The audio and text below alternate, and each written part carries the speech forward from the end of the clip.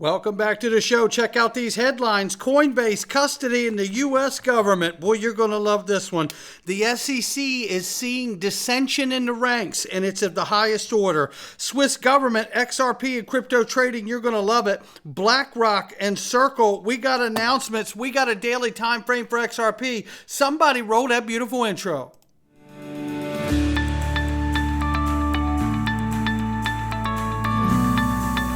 Digital Perspectives with Brad Kimes. Come on in.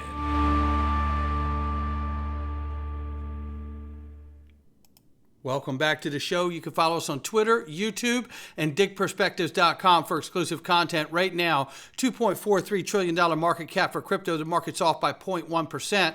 62,200 plus for Bitcoin, 3,400 plus for Ethereum, 112 billion plus market cap for Tether. USDC is looking at 32.2 billion plus market cap. XRP is at 48 cents. We're up 0.8 on the 24 and 1.8 on the 7-day. We'll take it for now. Ranging between 48 and 49 cents. We'll get a look at the daily time frame before we get out of here today. Let's start right here. I want to remind everybody, because I think this is so cool.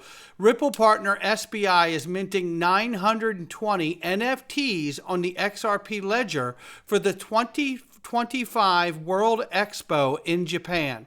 And I just think that's a great exposure and promotion for the ledger and SBI. And here we know this guy. This is Roaring Kitty, and he had a case filed against him, and it's been dropped already. The lawsuit against GameStop trader Roaring Kitty has been dropped, ladies and gentlemen. Yeah, just days after being filed, right? And the reality here is I think they realized, look, you know, what are you going to do? You're going to try to sue this guy for doing what Wall Street's been doing to Main Street for decades? Is that what you're going to do? Yeah, I didn't think so either. And here we see dissension in the SEC. Oh my goodness. Commissioner Mark Udea calls the SEC's approach to crypto filings problematic and worse. He goes on inside of here to actually say the current approach for crypto digital assets is problematic because it neither facilitates capital formation nor protects investors. Boy, talk about losing favor in the SEC. My goodness gracious. Well, a lot of commissioners are turning on old Gary Gensler and his approach he's got. Not good for Gare. Old Gare Bear's in trouble. And here's the irony of all of this. U.S. Marshal Service announces partnership with Coinbase.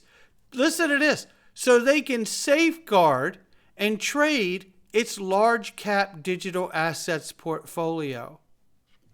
Isn't this interesting? Wow. Too long didn't read? Eleanor Tarrant tells everybody what the long and short is, because this took me out when I read this.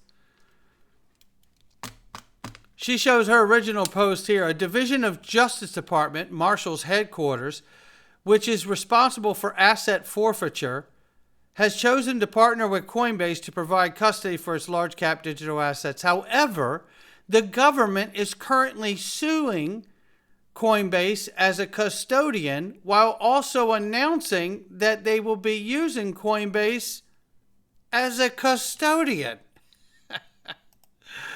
What a country. What a country.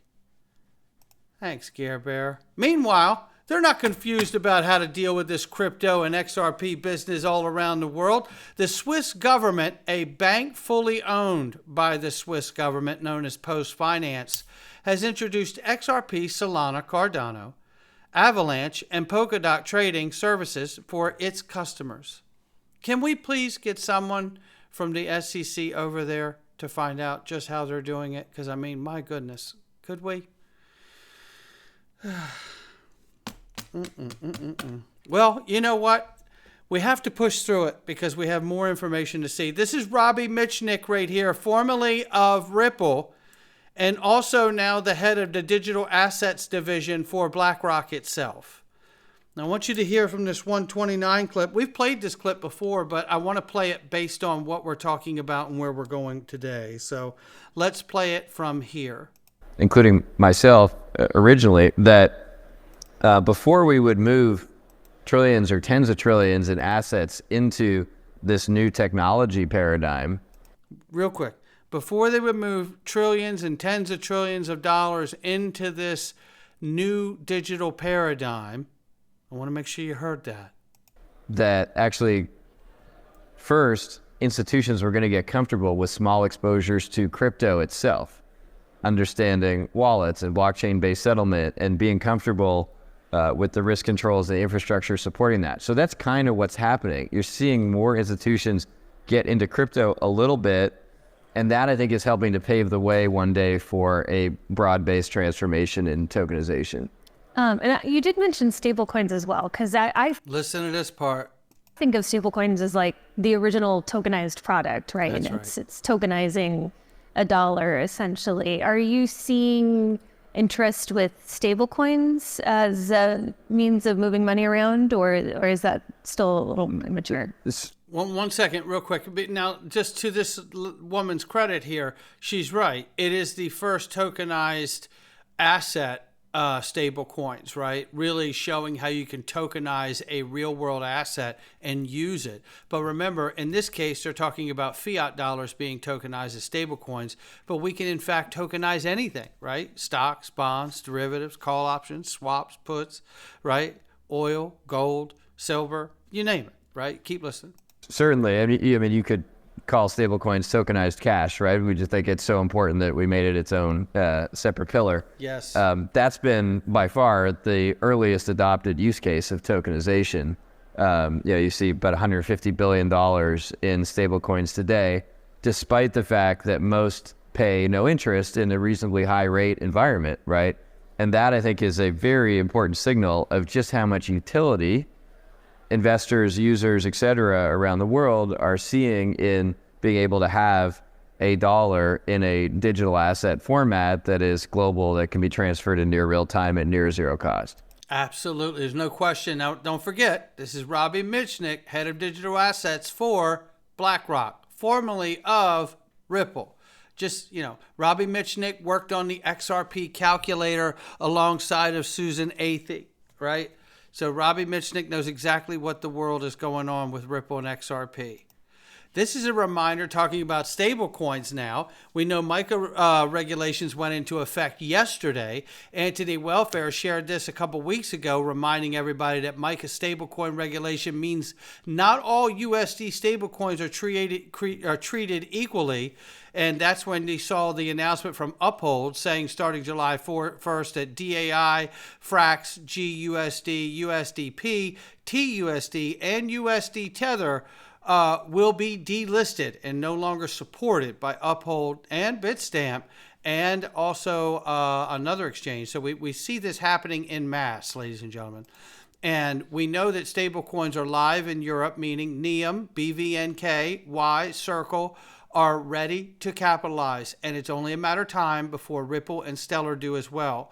Do not forget, Ripple is partnered with Uphold, so they can already benefit to this advantage happening currently right now before even releasing the real USD.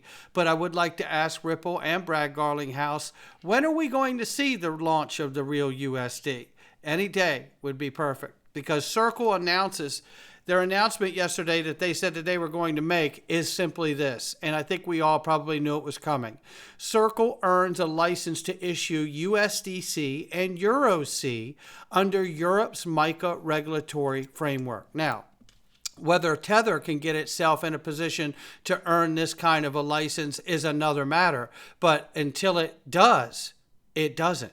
And it does not. So again, this would be a perfect time to launch the real USD. And I want to show you, remember Robbie Mitchnick from Blackrock, and who is Circle working with their stable coin? Yeah, so BlackRock is a really fantastic strategic partner for Circle. They're a strategic investor in the company. We partnered closely with them to build this reserve model where we have the most transparent, auditable, kind of publicly visible reserve model for a stablecoin in the world. We've done that together with BlackRock, and that brings great liquidity, transparency, regulatory compliance, other things to And we all know the rest of it. And you know what's so simply amazing about all of this is that we are getting ready to see the stablecoin race begin. The innovation race known as the stablecoin race. And it will become a very, very important race here in the United States because I believe it will have to soak up a lot of hyperinflated U.S. Treasury notes from the Federal Reserve. And the more private issuers of stablecoins we have, the more sponges we have to soak up those hyperinflated Treasury notes that are coming back home. That's what I see coming. Right here, Dark Defender says, hi all, here is your daily time frame update. As discussed earlier, the initial resistance was broken and XRP showed a reversal indication. We managed to stay above exactly on our Fibonacci support and we'll try 49 cents shortly and check the 52 cent after that. So he says, I will share the weekly update with you as well. So that's coming too. Keep a lookout for that. But as you can see, the green line has been broken. We are holding right now at the 49 cent or 48, 49 cent level they discussed. And if we continue to hold, then we will be looking forward for that 52 cent mark to come after shortly. So that's what we're looking for right now, and that's where we are on this day, ladies and gentlemen. And he also goes on to say too, you'll be able to see Smurfs above it, let's say 66 cents. Seriously. So let's go ahead and throw it all to the wind and look at this mark he put here. We get above the 66 cent mark and we are going to see a very, very bullish scenario forming for all of us in the XRP community. Not financial advice from me, him, or anyone else. It's just my digital perspectives. I will catch all of you on the next one.